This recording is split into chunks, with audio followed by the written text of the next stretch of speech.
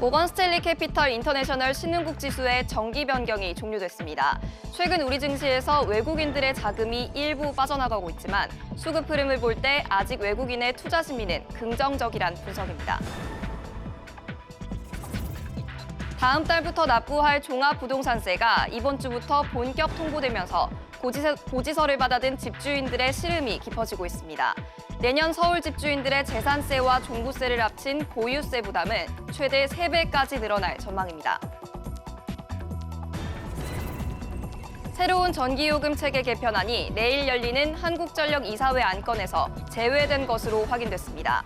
당초 이사회에서 논의하기로 했지만 논의되지 않을 가능성이 커지면서 전기요금 인상을 원하지 않는 정부의 눈치를 보고 있는 것 아니냐는 지적이 제기됩니다. 정부가 내일 비공개 회의를 열어 국민연금 주주권 행사 가이드라인에 대해 다시 논의합니다. 당장 모레부터 시행되는 가이드라인에 대한 각종 논란의 불씨가 잦아들지 않으면서 정부가 일단 진화에 나서려는 것으로 풀이됩니다. 이상 이 시각 주요 뉴스입니다.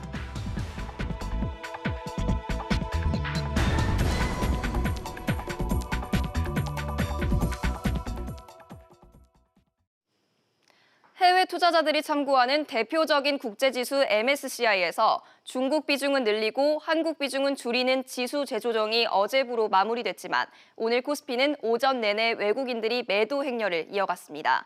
반면 미국 증시는 연일 최고치를 갈아치우며 역대급 랠리를 펼치고 있습니다. 취재 기자 연결해 보겠습니다. 박규준 기자. 네, 박규준입니다. 네, 우선 어제 MSCI 지수에서 한국 비중을 낮추는 지수 재조정이 마무리됐는데 현재 증시 상황 전해주시죠. 네, 오늘 오전 코스피는 2130선을 보이며 어제보다 올랐지만 이 외국인들은 1000억 원 안팎 매도 행렬을 이어갔습니다. 이 어제 종가로 MSCI 지수 재조정이 마무리됐는데도 외국인들이 우리 기업들 주식을 팔아치운 겁니다. 이에 대해 증시 전문가들은 이 MSCI 지수 재조정과는 별개로 이 코스피가 최근 9월과 10월에 많이 올랐고 연내 미중 무역 협상이 불확실하다는 등의 이유로 외국인 매도세가 이어지는 것이라고 분석했습니다.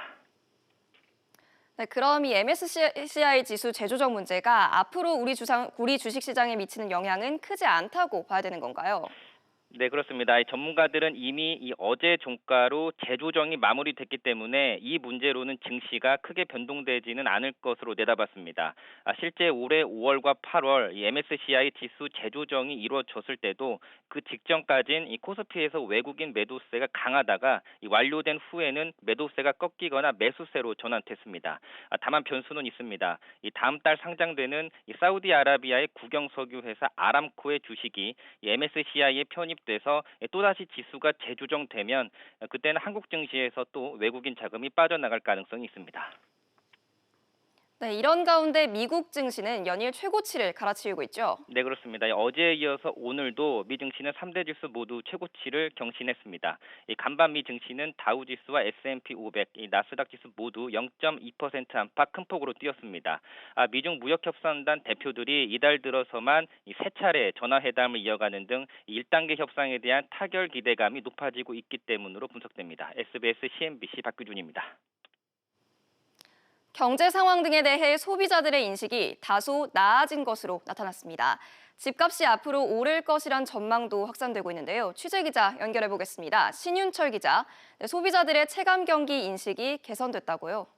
네, 한국은행이 발표한 11월 소비자 동향조사 결과에 따르면 이달 소비자 심리 지수는 한 달 전보다 2.3포인트 오른 100.9를 기록했습니다. 지난 9월부터 석 달 연속 올라 지난 4월 이후 7개월 만에 다시 100을 넘었는데요. 이 지표는 소비자의 체감 경기를 보여주는 것으로 100보다 높으면 소비자들의 심리가 2003년부터 2018년의 평균보다 낙관적이라는 뜻입니다. 현재 경기 판단 지수는 1포인트 오른 73, 향후 경기 전망 지수도 4포인트 오른 81로 경제 상황 인식도 개선된 모습을 나타냈습니다. 한국은행은 체감 경기가 낙관론으로 돌아선 배경으로 미중 무역 협상 진전, 주가 상승, 국내외 경기 개선에 대한 기대감으로 지수가 상승했다고 분석했습니다. 네, 이런 가운데 집값이 오를 것이란 기대도 높아졌죠. 네, 주택가격 전망 소비자 심리 지수는 전월보다 5포인트 오른 120으로 지난해 9월 이후 가장 높았습니다. 이 지표는 앞으로 1년 뒤 주택 가격이 지금보다 오를 것이라고 보는 소비자가 더 많으면 100을 넘게 되는데요. 지난해 정부의 9.13 부동산 대책이 나온 시기에 128까지 치솟았다가 이후 가파르게 떨어진 바 있습니다. 올해 3월 83으로 역대 최저 수준이었는데 이후 4월부터 반등해 8개월 연속 상승하고 있습니다. 최근 정부가 민간 택지 분양가 상한제를 시행하면서 부동산 시장 과열을 막기 위해 분주한 모습이지만 소비자들의 심리는 반대 방향으로 움직인 겁니다. 한국은행은 이에 대해 서울 아파트 가격이 오른 영향을 받았고 지난 몇 달간의 추세에 비해 상승폭이 컸다고 설명했습니다. SBS CNBC 신윤철입니다. 우리나라 국내 총생산의 1.5배가 넘는 돈이 시중에 풀려 있는 것으로 나타났습니다. 세계은행과 국제금융센터 자료를 보면 지난해 말 기준 현금과 요구불 예금, 만기 2년 미만 정기 여적금이 송한 광의 통화는 2,700조 4천억 원으로 명목 GDP의 151.5%에 달했습니다. 전 세계 주요 국가와 비교하면 홍콩과 일본, 중국보다는 낮지만 미국이나 OECD 평균보다 높았습니다. 올해 종합부동산세 고지서가 발송되면서 곳곳에서 불만이 터져나오고 있습니다. 예상대로 서울 강남권을 중심으로 보유세 부담이 크게 늘었는데 상황에 따라 내년에는 최대 3배까지 늘어날 수 있다는 전망이 나오고 있습니다.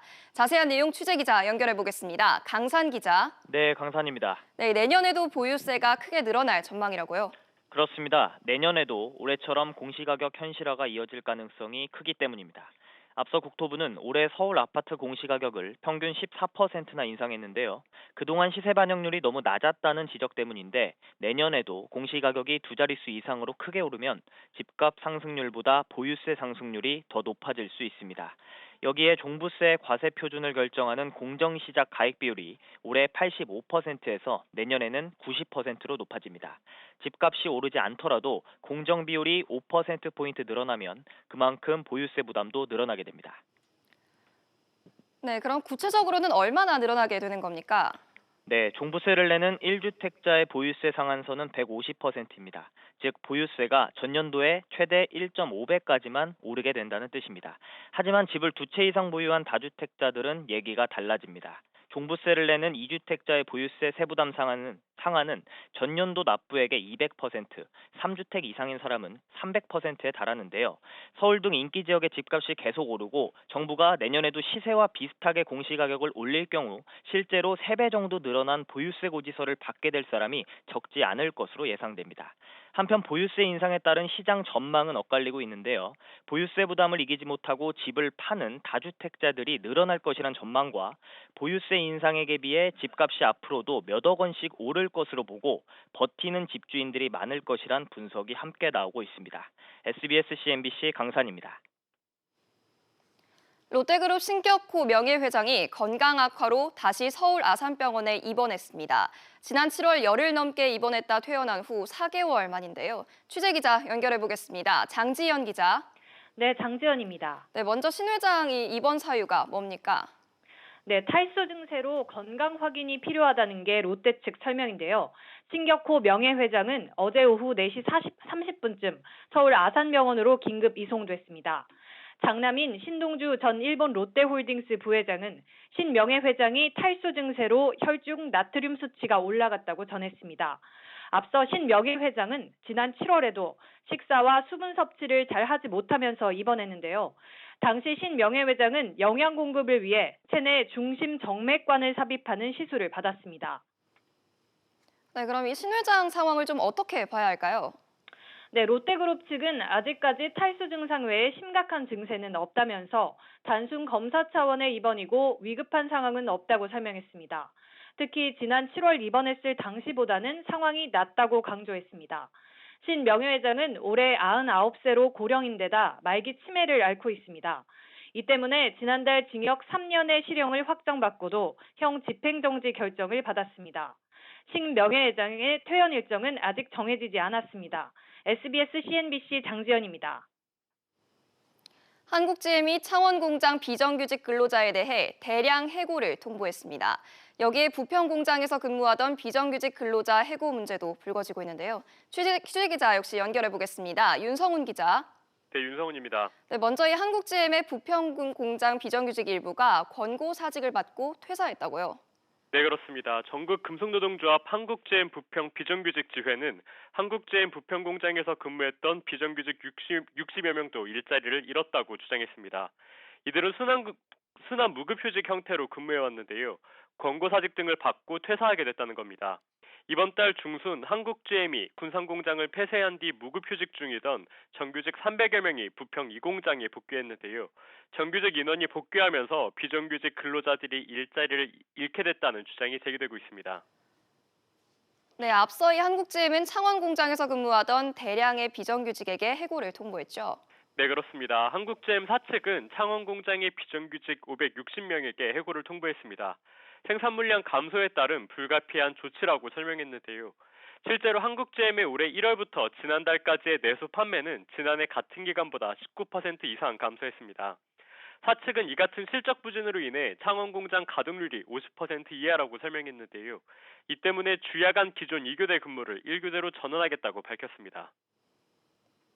네, 이런 상황에 대해 노조 측은 어떻게 대응하고 있나요? 노조 측은 크게 반발하고 있습니다. 한국GM 비정규직 지회는 경영 악화 책임을 노동자에게 물어 비정규직 노동자를 내모는 건 말이 안 된다고 밝혔습니다. 창원시의회도 지난 25일 한국GM 창원공장 비정규직 대량 해고 처리 촉구 결의안을 만장일치로 채택했습니다. SBS CNBC 윤성훈입니다.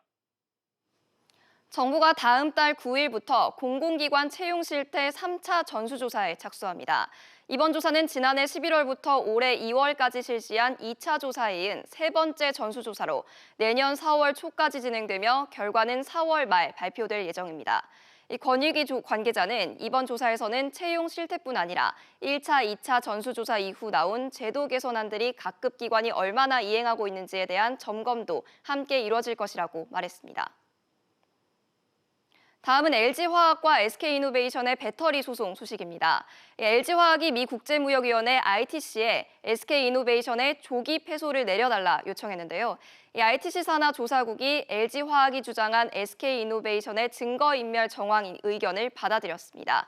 자세한 내용 취재기자 연결해 보겠습니다. 정윤영 기자. 네, 정은영입니다. 네, 이 ITC의 불공정 수입 조사국 OUII가 이 LG화학의 요청을 수용해야 한다는 내용의 의견서를 재판부에 제출했다고요. 네, 앞서 LG화학은 SK이노베이션을 상대로 제기한 영업비밀 침해 소송에서 SK이노베이션이 증거인멸 등을 벌였다며 ITC의 조기 패소 판결을 요청했는데요.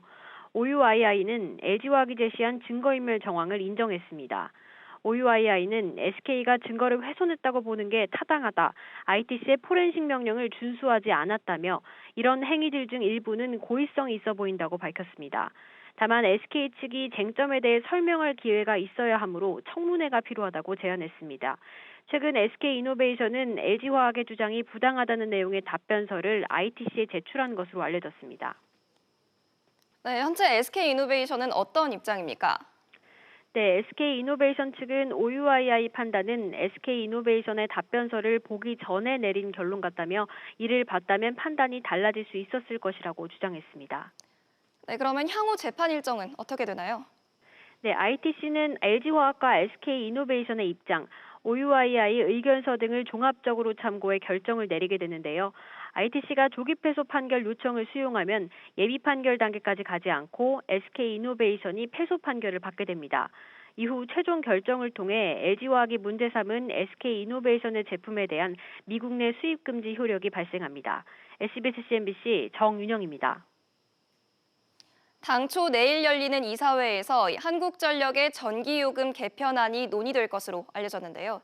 이 전기요금 개편안이 이사회 안건 상정에서 제외된 것으로 전해졌습니다. 취재기자 연결해 보겠습니다. 최나리 기자. 네, 최나리입니다. 네, 한국전력 이사회 안건에 전기요금 개편안이 포함되지 않았다고요. 네, 한국전력이 내일 열리는 이사회 안건에서 전기요금 개편안을 제외했습니다. 자유한국당 곽대은 의원이 한전에서 제출받은 이사회 개최 계획안에 따르면 안건 목록에 전기요금 개편안은 빠져 있습니다. 앞서 김종갑 한전 사장은 올해 일몰 예정인 전기요금 특례 할인을 비롯해 전기요금과 관련한 전반적인 사항을 이달 말 이사회에서 논의할 예정이라고 밝힌 바 있는데요. 결론적으로 김 사장의 말과 달리 이번 이사회 안건에서 전기요금 개편안은 다뤄지지 않을 것으로 보입니다. 네, 그럼 이달 말까지로 예고됐던 이 개편안 마련이 미뤄질 수밖에 없겠네요. 네, 한전은 오는 30일까지 전기요금 개편안을 마련하고 내년 6월 정부 인가를 받겠다고 발표한 바 있습니다. 이번 이사회 안건에 상정되지 않으면서 지켜지기 어려워 보입니다. 이에 대해 한전은 이사회에서 특례 할인 폐지 등 논의는 있을 것이라며 정부의 개편안을 제출한다는 계획은 차질 없이 준비하겠다고 밝힌 것으로 알려졌습니다. SBS CNBC 최나리입니다. 국민연금이 공개한 주주권 행사 가이드라인을 놓고 정부가 보완안 마련에 나섰습니다. 경영계와 시민단체에서 이견이 제기되는 데 따른 것으로 풀이되는데요. 취재기자 연결해 보겠습니다. 권세욱 기자. 네, 권세욱입니다. 네, 정부가 이 주주권 행사 가이드라인 재논의에 들어갔다고요? 네, 정부는 내일 홍남기 경제부총리 주재로 관계 장관들이 참석하는 비공식 회의, 녹실회의를 열 예정입니다. 이 자리에서는 주주권 행사 가이드라인 보완안이 논의될 것으로 알려졌습니다. 정부는 어제도 녹실회의를 열어 1차 논의를 한 것으로 전해졌는데요. 모레 가이드라인 최종 확정에 앞서 재논의하기 위한 것으로 풀이됩니다. 네, 그럼 가이드라인 주요 내용에 대해 설명해 주시죠. 국민연금은 지난 13일 경영 참여 목적의 주주권 행사 가이드라인을 공개했습니다. 국민연금이 이사 해임을 비롯한 경영 참여 목적의 주주권 행사를 강화한다는 내용인데요. 대상은 환경과 고용, 지배구조가 나빠서 기업 가치가 떨어지거나 경영진이 사익을 취하는 기업 등입니다. 경영계는 이를 두고 국민연금을 통한 기업 길들이기라며 반발하고 있습니다. 반대로 시민단체에서는 가이드라인이 제도 활성화를 위해 역부족이라며 재논의 필요성을 주장합니다. 네, 지적이 잇따르자 정부가 결국 재논의에 들어간 거네요. 네, 정부는 의견 수렴을 한 뒤 필요하면 보완안을 마련할 것으로 보입니다. 국민연금이 주주권을 좀 더 엄격화돼 투명한 절차에 따라 행사하게끔 하는 방향으로 논의가 이뤄질 것으로 알려졌습니다. 기업의 수용 가능성, 현행법과의 마찰 등도 검토될 것으로 전해졌습니다. SBS CNBC 권세욱입니다. 금융투자협회 회장 자리가 공석이 된 지 12일 만에 회장 후보 공모가 지난주부터 시작됐습니다.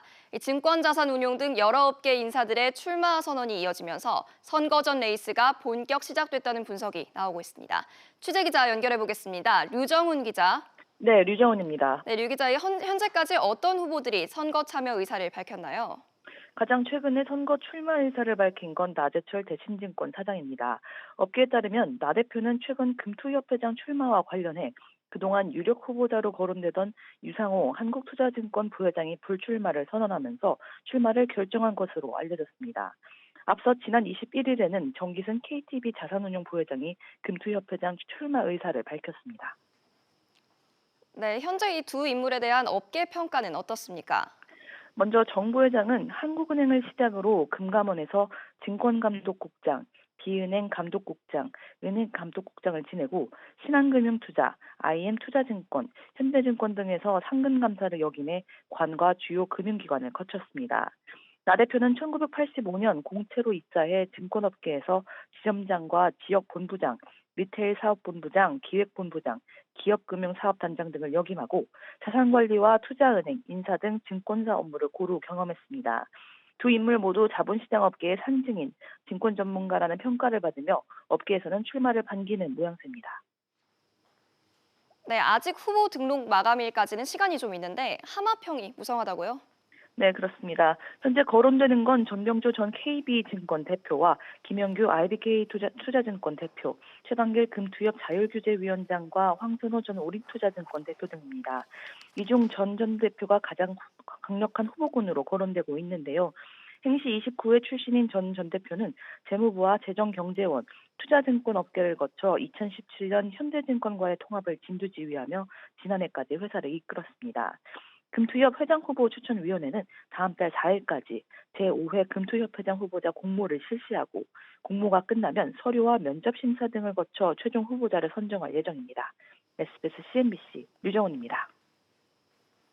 신한금융지주의 차기 회장 후보 선임 절차가 속도를 내기 시작했습니다. 신한금융은 어제 회장 후보 추천위원회를 열어 이 1차 후보군을 추린 것으로 확인됐는데요. 현 조용병 회장의 재판 절차를 감안해 서둘러 후보를 확정 지으려는 것으로 풀이됩니다. 취재기자 연결해 보겠습니다. 손서구 기자. 네, 손석우입니다. 네, 어제 회추위가 열렸다면 이 차기 회장 선임 절차가 공식 시작됐다고 볼 수 있는 거죠? 네, 그렇습니다. 금융업계에 따르면 신한금융지주는 어제 차기 회장 선임을 위한 첫 회장 추천위원회를 열었습니다. 어제 회추위에서 위원들은 차기 회장 후보 선임 일정과 절차 등에 대해 첫 논의를 하고 폭넓은 롱리스트, 즉 회장 후보군을 추린 것으로 알려졌습니다.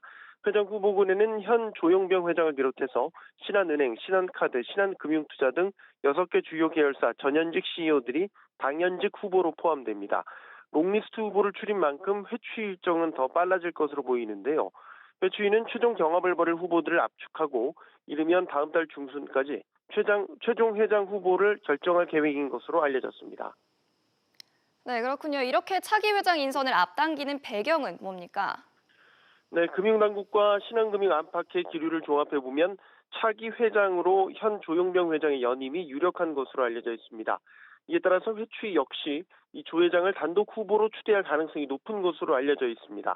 조 회장은 재임 기간에 오렌지라이프를 인수하고 KB금융주주에 뺏겼던 리딩 금융 지위를 탈환하는 등 이사회로부터 성과가 적지 않다는 평가를 받고 있습니다.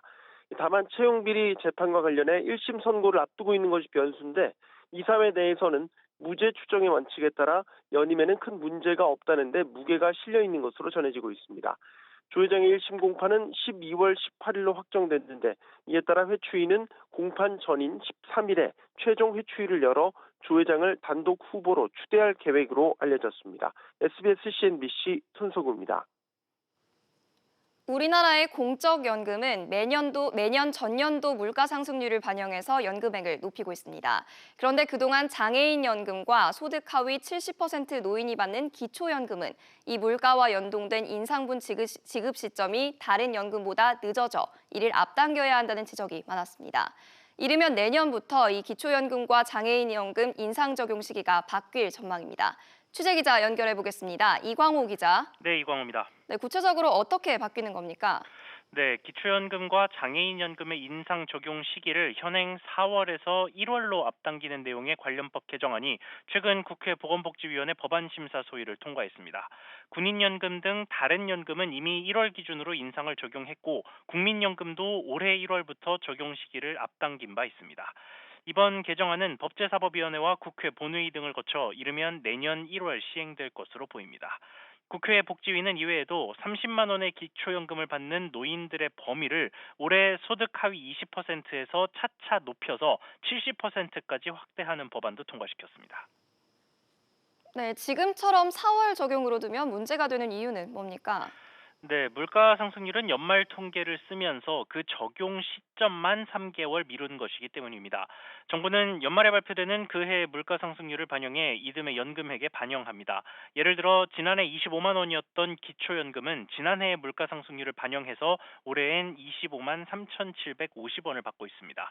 이미 지난해 연말 기준으로 3,750원 인상이 정해졌는데 연금 수령자들이 이를 지급받는 시점은 3개월 지난 4월부터였던 겁니다. 결국 석 달 동안은 특별한 이유도 없이 적은 연금을 받는 셈이라 불필요한 손해를 보고 있다는 지적이 끊이지 않았습니다. SBS CNBC 이광호입니다. 증시 상황입니다. 오늘도 외국인 투자자들의 매도 우위가 이어지고 있습니다. MSCI 신흥국지수가 어제 종가 기준으로 조정됨에 따라서 국내 증시에 미치는 영향이 앞으로 제한적일 것으로 예상되는데요. 하지만 상황은 예의주시해 보셔야겠습니다. 오늘 국내 증시 혼조세입니다. 코스피가 0.26% 오르며 2,127포인트 보여주는 반면에 코스닥은 떨어지고 있습니다. 0.5% 하락하며 648포인트 나타내고 있습니다. 오늘 눈에 띄는 종목들 함께 살펴보시죠. 먼저 현대차입니다. 현대차는 인도네시아에 연산 25만 대 규모 완성차 공장을 설립하기로 했습니다. 이제 0.82% 오르며 12만 3,500원에 거래가 되고 있고요. 다음으로 LG화학과 SK이노베이션입니다. 미국 국제무역위원회가 SK이노베이션 조기 패소 판결이 적정하다는 취지의 의견을 제시했다고 합니다. SK이노베이션 0.3% 오름세 보여주고 있고 LG화학 역시 1%가량 오르며 31만 1,500원에 거래가 되고 있습니다. 마지막으로 한국전력입니다. 한국전력 이사회가 내일 전기요금 개편을 논의하지 않는 쪽으로 가닥을 잡았다고 합니다. 다만 중장기적인 실적 안정화를 위해선 전기요금 체제 개편이 필요한 상황이라는 게 증권사들의 분석인데요. 이에 따라 지금 주가 내려가고 있습니다. 0.72% 하락세 보이며 27,600원에 거래되고 있습니다. 지금까지 증시 상황이었습니다. 네, 뉴스 마칩니다. 고맙습니다.